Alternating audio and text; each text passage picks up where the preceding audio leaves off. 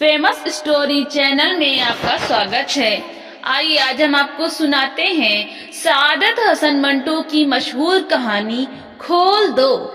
अमृतसर से special train दोपहर 2 बजे चली और 8 घंटों के बाद मुगलपुरा पहुंची। रास्ते में कई आदमी मारे गए, अनेक जख्मी हुए और कुछ इधर उधर भटक गए।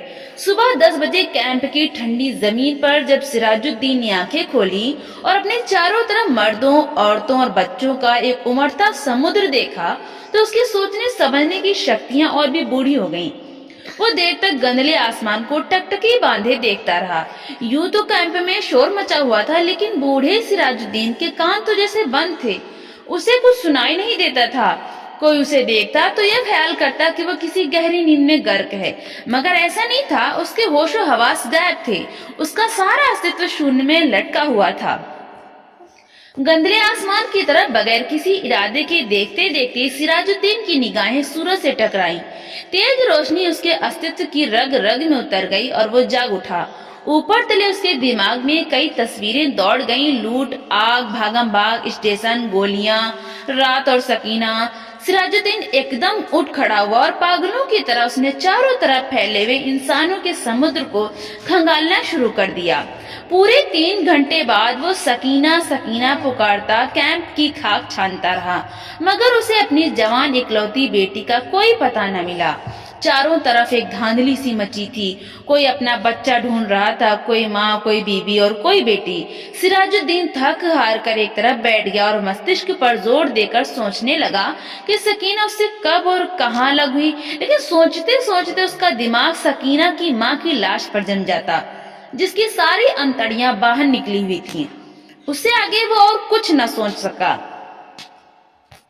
सकीना की मां मर चुकी थी। उसने सिराजुद्दीन की आंखों के सामने दम तोड़ा था, लेकिन सकीना कहाँ थी जिसके विषय में मां ने मरते हुए कहा था, मुझे छोड़ दो और सकीना को लेकर जल्दी से यहाँ से भाग जाओ। सकीना उसके साथ ही थी। दोनों नंगे पांव भाग रहे थे। सकीना का दुपट्टा गिर पड़ा था। उसे उठाने के लिए उसने रुकना चाहा था। सकीना ने चिल्ला कर कहा था, अब्बा जी छोड़िए, लेकिन उसने दुपट्टा उठा लिया था। यह सोचते सोचते उसने अपने कोट की उभरी हुई जेब का तरफ देखा और उसमें हाथ डालकर एक कपड़ा निकाला। सकीना का वही दुपट्टा था, लेकिन सकीना कहाँ थी? सिराजुद्दीन ने अपने थके हुए दिमाग पर बहुत जोर दिया, मगर वो किसी नतीजे पर ना पहुंच सका। क्या वो सकीना को अपने साथ स्टेशन तक ले आया था? क्या वो उसके साथ ही गाड़ी में सवार थी? रास्ते में जब गाड़ी रोकी गई थी और बलवाई अंदर घुस आए थे तो क्या वो बेहोश हो गया था जो वे सकीना को उठा कर ले गए? सिराजुद्दीन के दिमाग में सवाल ही सवाल थे, जवाब कोई भी नहीं था। उसको हमदर्दी की जरूरत थी, लेकिन चारों तरफ जितने भी इंसान फंसे हुए थे सबको हमदर्दी की जरूरत थी। सिराजुद्दीन ने रोना चाहा, मगर आंखों ने उसकी मदद न की। आंसू न जाने कहाँ गायब हो गए थे। 6 रोज बाद जब होशो हवास किसी कदर दुरुस्त हुए तो सिराजुद्दीन उन लोगों से मिला जो उसकी मदद करने को तैयार थे। 8 नौजवान थे जिसके पास लाठियां थी, बंदूकें थीं। सिराजुद्दीन ने उनको लाख लाख दुआएं दी और सकीना का हुलिया बताया। गोरा रंग है और बहुत खूबसूरत है, मुझ पर नहीं अपनी माँ पर थी। उम्र 17 वर्ष के करीब है, आंखें बड़ी बड़ी, बाल स्याह, दाहिने गाल पर मोटा सा तिल। मेरी इकलौती लड़की है, ढूंढ लाओ, खुदा तुम्हारा भला करेगा। रजाकार नौजवानों ने बड़े जज्बे के साथ बूढ़े सिराजुद्दीन को यकीन दिलाया कि अगर उसकी बेटी जिंदा हुई तो चंद ही दिनों में उसके पास होगी। 8 नौजवानों ने कोशिश की। जान हथेली पर रखकर वे अमृतसर गए। कई मर्दों और कई बच्चों को निकाल निकाल कर उन्होंने सुरक्षित स्थानों पर पहुंचाया। 10 रोज गुजर गए, मगर उन्हें सकीना न मिली। एक रोज इसी सेवा के लिए लारी पर अमृतसर जा रहे थे कि छरहरा के पास सड़क पर उन्होंने एक लड़की दिखाई दी। लारी की आवाज सुनकर वो बिदकी और भागना शुरू कर दिया। रजाकारों ने मोटर रोकी और सबके सब उसके पीछे भागे। एक खेत में उन्होंने लड़की को पकड़ लिया। देखा तो बहुत खूबसूरत थी। दाहिने गाल पर मोटा तिल था। एक लड़के ने उससे कहा, घबराओ नहीं, क्या तुम्हारा नाम सकीना है?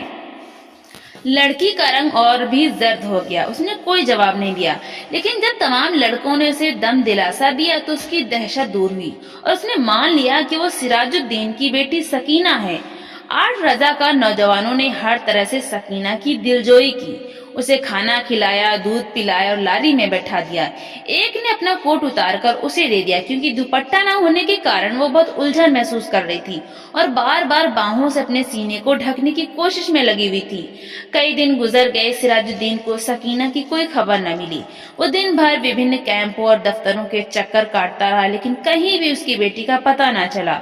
रात को बहुत देर तक उन रजाकार नौजवानों की कामयाबी के लिए दुआएं मांगता रहा, जिन्होंने उसे यकीन दिलाया था कि अगर सकीना जिंदा हुई तो चंद दिनों में उसे ढूंढ निकालेंगे। एक रोज सिराजुद्दीन ने कैंप में उन नौजवान रजाकारों को देखा। लारी में बैठे थे। सिराजुद्दीन भागा भागा उनके पास गया। लारी चलने ही वाली थी कि उसने पूछा, बेटा मेरी सकीना का पता चला? सबने एक जवाब होकर कहा, चल जाएगा, और लारी चला दी।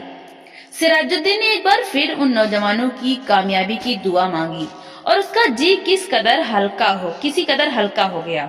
शाम को करीब कैंप में जहां सिराजुद्दीन बैठा था उसके पास ही कुछ गड़बड़ सी हुई। 4 आदमी कुछ उठाकर ला रहे थे। उसने मालूम किया तो पता चला कि एक लड़की रेलवे लाइन के पास बेहोश पड़ी थी। लोग उसे उठाकर लाए हैं। सिराजुद्दीन उनके पीछे हो लिया। लोगों ने लड़की को अस्पताल वालों की सुपुर्द किया और चले गए। कुछ देर वो ऐसे ही अस्पताल के बाहर गड़े हुए लकड़ी के खंभे के साथ लगकर खड़ा रहा, फिर आहिस्ता आहिस्ता अंदर चला गया। कमरे में कोई नहीं था। एक स्ट्रेचर था जिस पर एक लाश पड़ी थी। सिराजुद्दीन छोटे छोटे कदम उठाता उसकी तरफ बढ़ा। कमरे में अचानक रोशनी हुई। सिराजुद्दीन ने लाश के जर्द चेहरे पर चमकता हुआ तिल देखा और चिल्लाया, सकीना! डॉक्टर जिसने कमरे में रोशनी की थी ने सिराजुद्दीन से पूछा, क्या है? सिराजुद्दीन के हलक से सिर्फ इस कदर निकल सका, जी मैं इसका बाप हूँ। डॉक्टर ने स्ट्रेचर पर पड़ी हुई लाश की नजर टटोली और सिराजुद्दीन से कहा, खिड़की खोल दो। सकीना की मुद्रा जिसमें जुम्बिश हुई।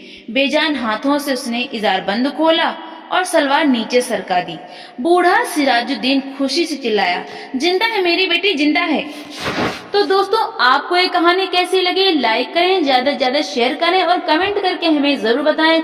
और इसी तरह की हिंदी साहित्य की कहानियां सुनने के लिए हमारे चैनल को सब्सक्राइब करना बिल्कुल भी ना भूलें।